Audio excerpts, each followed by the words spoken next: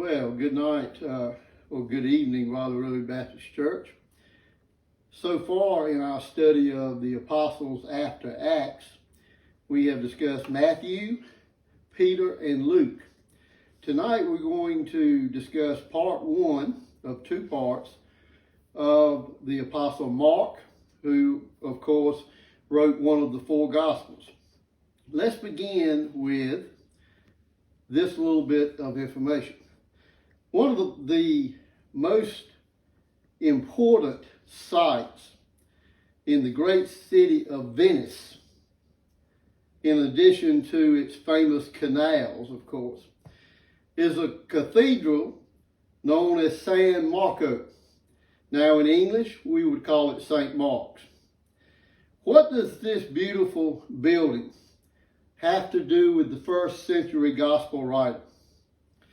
Well, medieval accounts assert that certain merchants of Venice stole the bones of Mark in 828 AD from their resting place in Alexandria, Egypt, and placed them in the cathedral in Venice.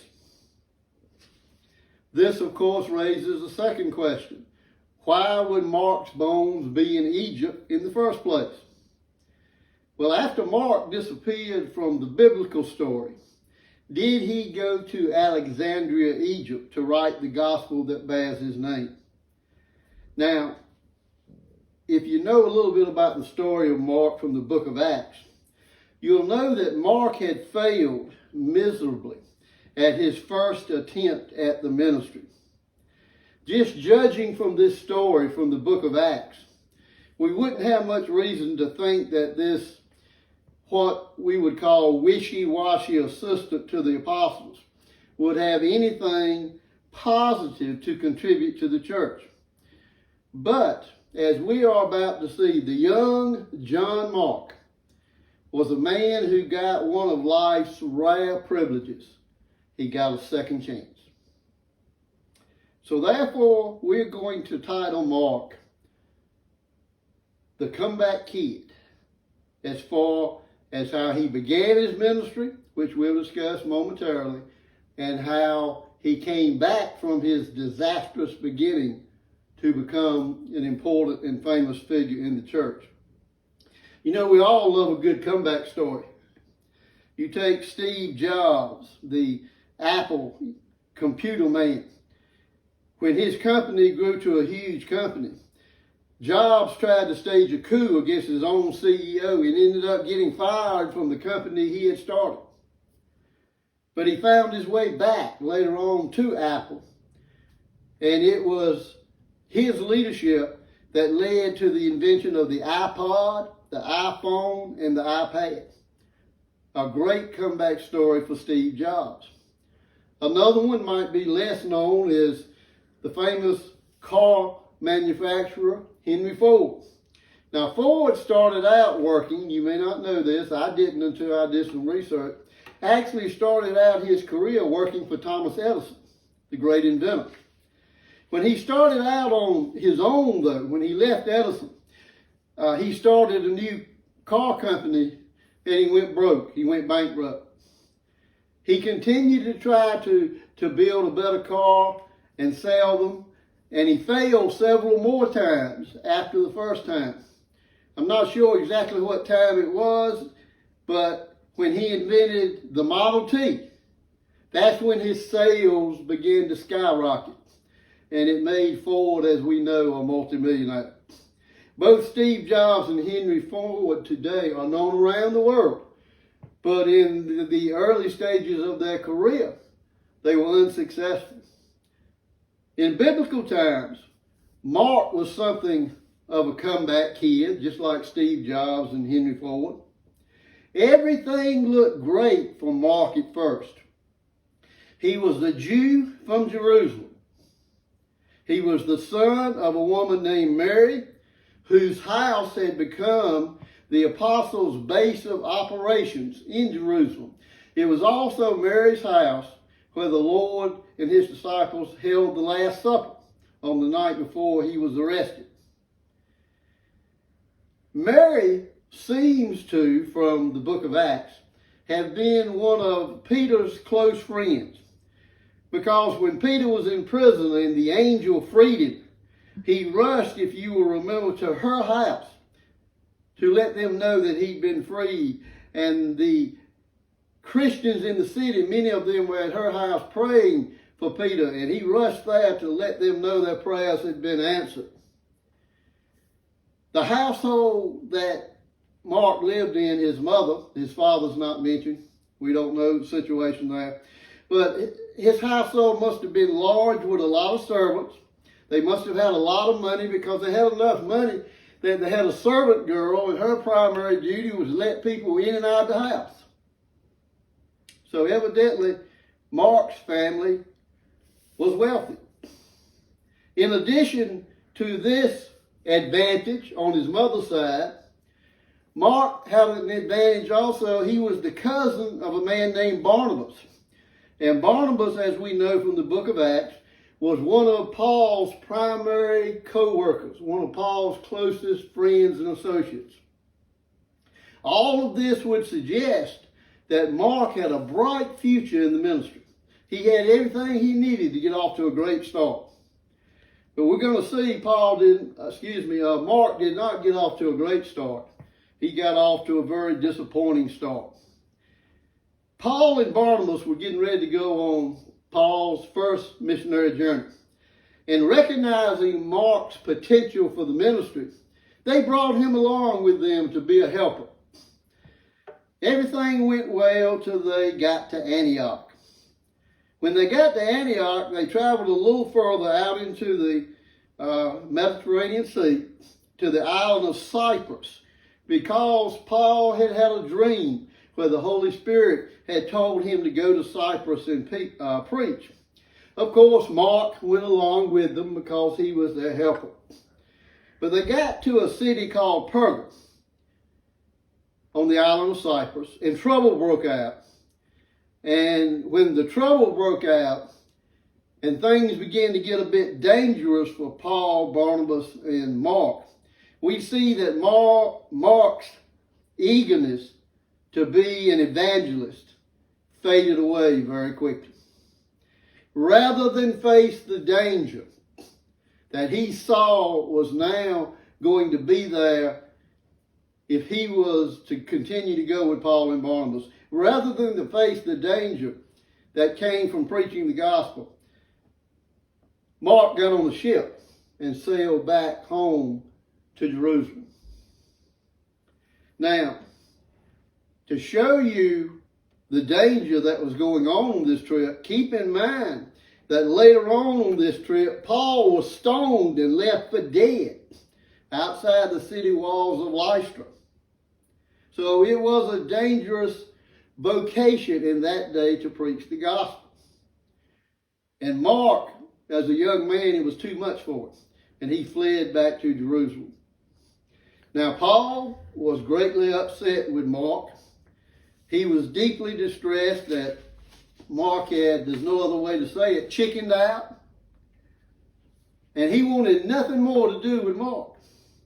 However, when time came around a little later, after the first missionary journey was over, and Paul and Barnabas came back and rested a while and worked some and built up some more money for a second missionary trip, and they were getting ready to go, and Barnabas wanted them to give Mark a second chance and take Mark with them a second time.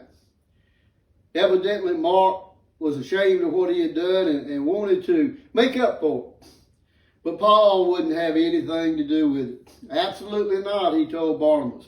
Well, he and Barnabas had a huge argument over this, because remember, Mark was family. He was blood to Barnabas. That was his nephew. And because they had such a tremendous argument, Paul and Barnabas parted ways. And Paul found a new traveling partner, a man named Silas. Now, I don't want you to miss how serious this argument was between Paul and Barnabas. Mark's lack of faith on the first missionary journey, had not only resulted in his personal failure as a minister, it also caused a split between two major church leaders, Barnabas and Paul.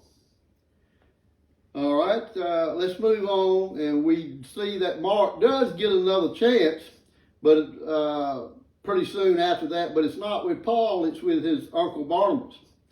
Mark and Barnabas go on a missionary journey.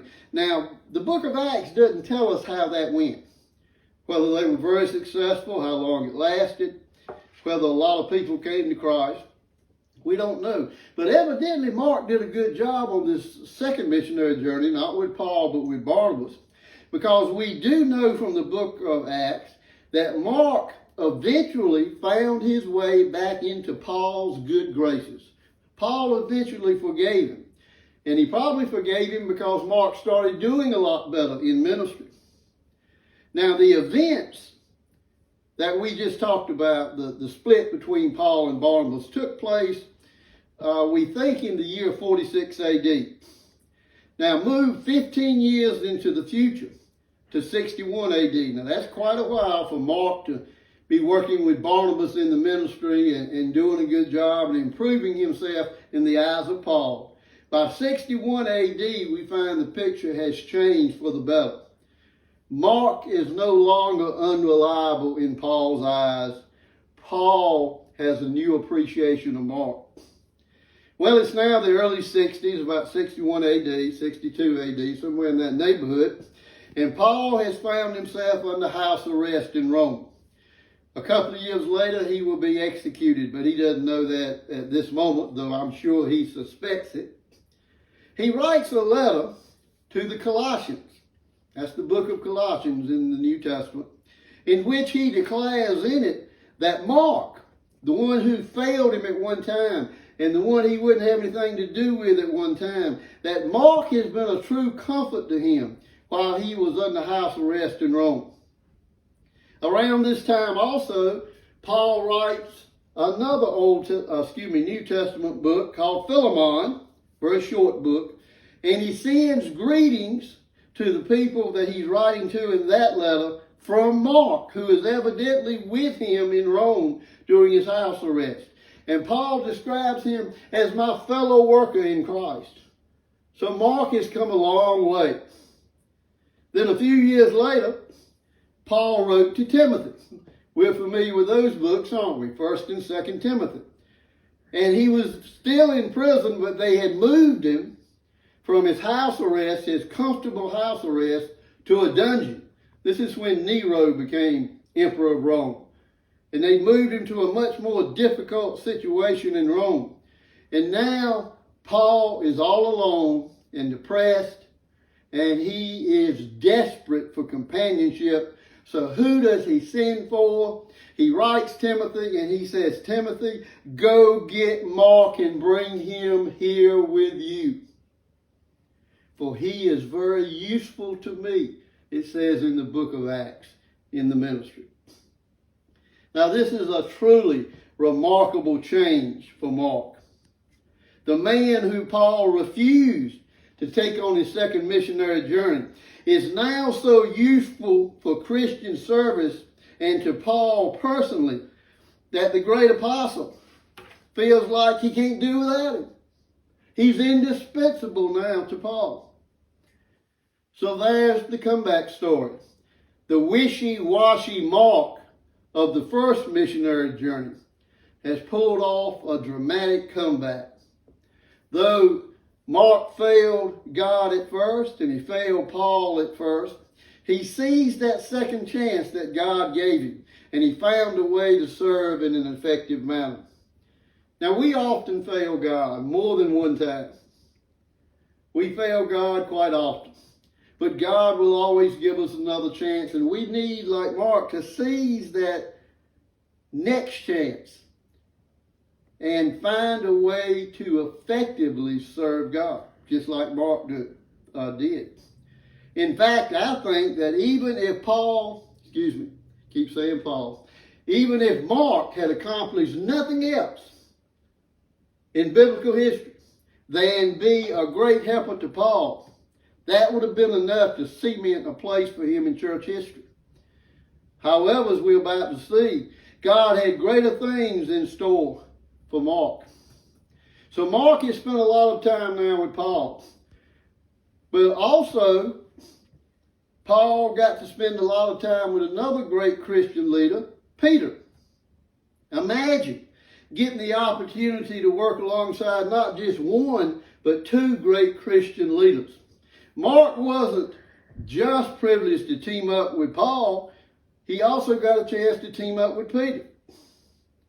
Now, back in the earliest days of the church, the very beginning of the church, when the apostles were still in Jerusalem, and Peter was preaching the gospel of the newly risen Messiah in Jerusalem, the first Christians used, as I mentioned earlier, Mark's mother's home as their base of operations. You got to have somewhere to go to and sleep and rest and eat and wash and bathe and get clean. And Mary, Mark's mother's house was where the apostles had their base of operations from the very beginning of the Christian church.